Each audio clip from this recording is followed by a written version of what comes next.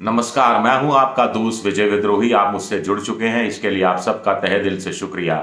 और अगले 7-8 मिनट में आपसे जुड़े रहने की कोशिश करूंगा। बात करेंगे किसानों के आंदोलन की। ऐसा नहीं है कि इस देश दुनिया भर में सिर्फ भारत में ही किसान आंदोलनरत हैं। इस समय यूरोप के करीब करीब 11-12 देशों में किसानों का आंदोलन चल रहा है। लेकिन जिस ढंग से भारत में पुलिस खाइयां खोद रही है, कीले रोप रही है, बड़े बड़े बैरिकेड लगाए जा रहे हैं, आंसू गैस के गोले ड्रोन के जरिए छोड़े जा रहे हैं, लाठीचार्ज किया जा रहा है, रबड़ बुलेट फायर की जा रही है, चिली पाउडर की बात कही जा रही है, वैसा दुनिया में कहीं नहीं हो रहा है। यूरोप में भी लोकतांत्रिक देश हैं, सबके सब। भारत भी एक लोकतांत्रिक देश है। तो भारत तो किसानों को अन्नदाता कहता है, वहां तो यूरोप में अन्नदाता शब्द का इस्तेमाल नहीं किया जाता। प्रधानमंत्री अन्नदाताओं के आगे झुकते रहे हैं और एक बड़े अन्नदाता को, जिसकी प्रतिष्ठा उस रूप में है, उनको भारत रत्न अवार्ड भी दिया है, सम्मान भी दिया है। फिर मोदी सरकार किसानों से इतना क्यों डर रही है? एक सवाल ये उठता है, और एक सब बड़ा सवाल ये उठता है कि आखिर भारत के किसानों की मांगे तो आपको पता है, यूरोप के किसानों की मांग क्या है? आपको जानकर हैरानी होगी कि बहुत सी मांगे हैं जो भारत से मिलती जुलती हैं।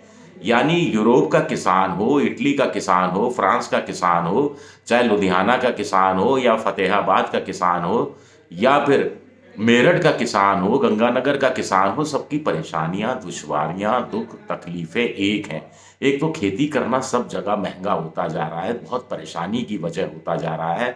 अ, अब अपना परिवार का पेट पाल ले, इतना ही बहुत है, कमाई बिल्कुल खत्म हो गई है।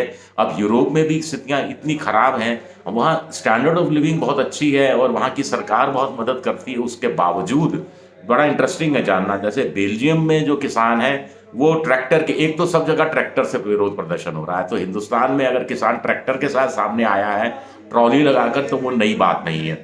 बाहर भी ट्रैक्टर के साथ प्रदर्शन हो रहा है। बेल्जियम में वहाँ कह रहे हैं कि साहब टैक्स बहुत लगा दिए गए हैं, और खेती में जो काम में चीज़ें आती हैं, चाहे उसमें कीटनाशक हो, चाहे बीज हो, चाहे फिर उसमें दूसरी जो चीज़ें का इस्तेमाल होता हो, फर्टिलाइजर्स का, उनकी लागत बहुत ज़्यादा बढ़ गई है। हिंदुस्तान में भी लागत बढ़ गई है। हिंदुस्तान में भी सब्सिडाइज फर्टिलाइजर मिलता है, लेकिन यूरोप के देशों में भी सब्सिडाइज रेट पर फर्टिलाइजर मिलता है, यानी खाद मिलता है, फिर भी किसान परेशान है। फ्रांस में पेरिस जो राजधानी है, वहाँ ट्रैक्टर से किसानों ने प्रदर्शन किया। कहा साहब जो भत्ते मिलते हैं, जो तनख्वाह मिलती है, मुझे नहीं मालूम तनख्वाह किस सिलसिले में कैसे मिलती है, कोई सरकारी खेती होती है क्या, ये मुझे नहीं मालूम, उसको बढ़ाने की मांग हो रही है। अफसरशाही कम होनी चाहिए, नौकरशाही का दखल कम होना चाहिए। ये बात भारत में भी लागू होती है, ये बात बाहर के देशों पर भी लागू होती है किसानों को लेकर। जो विदेश से कंपटीशन आ रहा है, कंपटीशन मिल रहा है, उससे फ्रांस का किसान बड़ा परेशान है कि वो कह रहे हैं कि कंपटीशन से उनको बचाया जाए।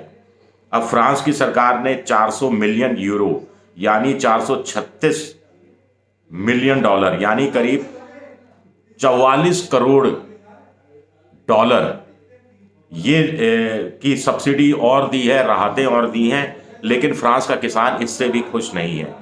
जर्मनी का किसान कह रहा है कि साहब सब्सिडी में कटौती कर दी गई है, वो बहुत परेशानी में है।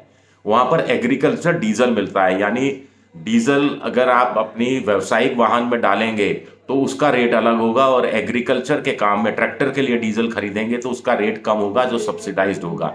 अब जर्मनी की सरकार कह रही है कि साहब बजटीय घाटा जो है, बजट का फिस्कल डिस्काउंट जो डेफिशिएंट है, वो बढ़ गया है, और ऐसे में अब वो जो एग्रीकल्चर डीजल है उसका रेट बढ़ाने पर विचार कर रही है। और किसान सड़कों पर उतर आया है, धरने प्रदर्शन हो रहे हैं। वहाँ की जो संसद है, वहाँ पे यूरोपियन यूनियन की जो संसद होती है, उसका मुख्य भवन, मुख्य दफ्तर, मुख्यालय होता है, उसका घेराव किया जा रहा है।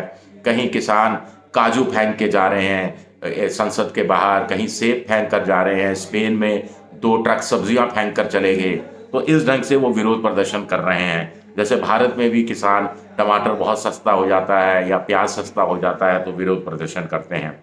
स्पेन का किसान फिर वही रेड टेपिज्म, वही अफसरशाही, नौकरशाही, लाल फीताशाही, और प्लस वहाँ पर्यावरण को लेकर बड़े नियम सख्त कर दिए गए हैं। जैसे हमारे यहाँ पराली वाला मंजर है, आप समझ लीजिए यूरोप के देशों में भी पराली और पर्यावरण को आप जोड़ दीजिए एक तरह से, कि पर्यावरण खराब नहीं होना चाहिए, पर्यावरण दूषित नहीं होना चाहिए। और यूरोप के देशों की तो आजकल महान चिंता पर्यावरण को लेकर ही है, यूरोपीय देशों की। तो उसका खामियाजा किसानों को उठाना पड़ रहा है, जिससे वहां का किसान दुखी है और सड़कों पर उतर आया है ट्रैक्टर लेकर। इटली में भी ट्रैक्टर निकले हैं, वहाँ की राजधानी और कुछ जो फ्लोरेंस और दूसरे शहर है वहाँ पर लगातार धरने प्रदर्शन हो रहे हैं। पोलैंड, ग्रीस, रोमानिया, लिथुआनिया, ये कुछ और देश हैं जहाँ पर इस तरह के विरोध प्रदर्शन हो रहे हैं। लेकिन सबसे बड़ी बात क्या है कि वहाँ किसानों को विरोध प्रदर्शन करने दिया जा रहा है, धरने पर बैठने दिया जा रहा है, ट्रैक्टर उनके रोके नहीं जाते, ट्रैक्टर आते हैं, घेराव करते हैं, उसके बाद चले जाते हैं। पुलिस वहाँ मूक दर्शक बन के देखती रहती है। जब तनाव बढ़ता है, जब पुलिस को लगता है हस्तक्षेप करने की ज़रूरत है, तब पुलिस कुछ लोगों को गिरफ्तार करती है। वो भी एक जगह 90 लोगों को गिरफ्तार किया गया पेरिस में, जो बड़ी खबर बन गया, सिर्फ 90 में भी बड़ी खबर बन गया। गिरफ्तार करके ले जाती है, दूसरी जगह जाकर छोड़ देती है, थोड़ी वार्निंग दे देती है। लेकिन जैसा हिंदुस्तान में हो रहा है कि जैसे मोदी सरकार ने जिद पकड़ कर बैठ गई हो कि एक भी किसान दिल्ली नहीं पहुंचना चाहिए, दिल्ली बॉर्डर के अंदर नहीं आना चाहिए, और ऐसे में हरियाणा सतर्क हो गया है कि पंजाब का किसान को दिल्ली आना है तो वाया हरियाणा आना होगा, और हरियाणा और पंजाब के बीच में ये टसल हो गया है। अब कहा जा रहा है कि शंभू बॉर्डर पर बड़ी संख्या में किसान बैठे हैं और वहीं वो धरना प्रदर्शन करने की सोच रहे हैं। हालांकि किसानों का कहना है हथौड़े लेकर भी आए हैं। तो लगातार चीज़ें हिंसा की तरफ भी बढ़ रही हैं, और इसकी आशंका से भी इनकार नहीं किया जा सकता, क्योंकि चीज़ें हालात वार्ता से कोई हल नहीं निकल रहा। वार्ता 2-3 दौर की वार्ता हो गई, लेकिन किसान अपनी मांग पर अड़े हैं और सरकार वो मांगे नहीं मानेगी, इस बात पर अड़ी है। तो जब इतनी अड़ाउड़ी की स्थिति है और सरकार को सोच लग रहा है कि बस 10 मार्च तक का समय निकाल दें, 10 या 11 मार्च को चुनाव की अधिसूचना जारी हो जाएगी, उसके बाद किसानों का धरना प्रदर्शन बेमतलब हो जाएगा कि भाई जब नई सरकार आएगी उनके सामने आना, उनके सामने धरना प्रदर्शन करना, अब धरना प्रदर्शन करके क्या हासिल कर लोगे। तो किसानों का दुख, किसानों का दर्द समझने वाला हिंदुस्तान में कोई नहीं है। अलग अलग सरकारें आई, कर्ज माफी के नाम पर वोट ले गए, कुछ 6,000 रुपया हर साल देने के नाम पर वोट ले गए, कुछ दूसरे तरीके से वोट ले गए। लेकिन किसानों का भी एक प्रॉब्लम ये है कि देश में किसान हैं, खेतीहर मजदूर हैं, बटाई पर काम करने वाले किसान हैं, इनकी संख्या करीब 18-20 करोड़ मानी जाती है।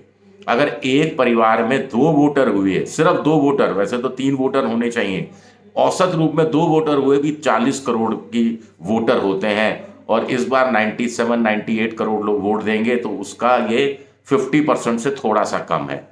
अगर किसान किसान के रूप में वोट दें तो किसी भी सरकार का तख्ता पलट सकते हैं। लेकिन सरकार चाहती है कि किसान जब वोट देने जाए तो जाति में बंध जाए। इस बार किसान क्या करेगा, ये देखना दिलचस्प रहेगा। शुक्रिया, बहुत बहुत शुक्रिया। वीडियो पसंद आए तो लाइक कीजिए, सब्सक्राइब कीजिए, शेयर कीजिए। शुक्रिया।